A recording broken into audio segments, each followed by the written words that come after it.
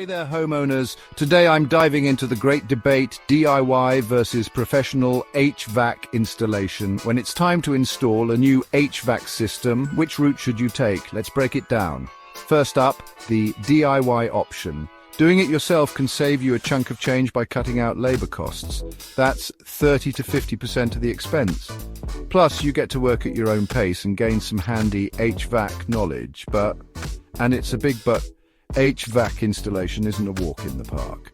You need technical know-how, and there are serious safety risks. Mishandling refrigerants or electrical connections can spell disaster.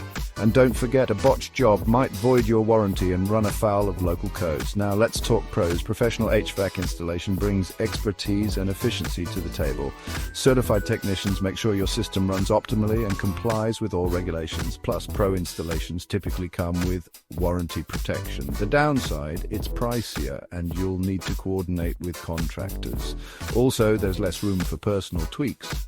So, when should you DIY? Think smaller tasks like installing portable AC units, replacing filters, or basic maintenance.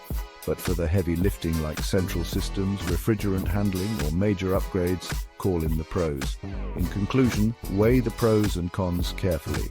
DIY can be tempting for small jobs, but for complex installations, a professional touch ensures safety, compliance, and long-term efficiency. Make the smart choice for your home's comfort and energy efficiency. Catch you next time, and happy HVACing.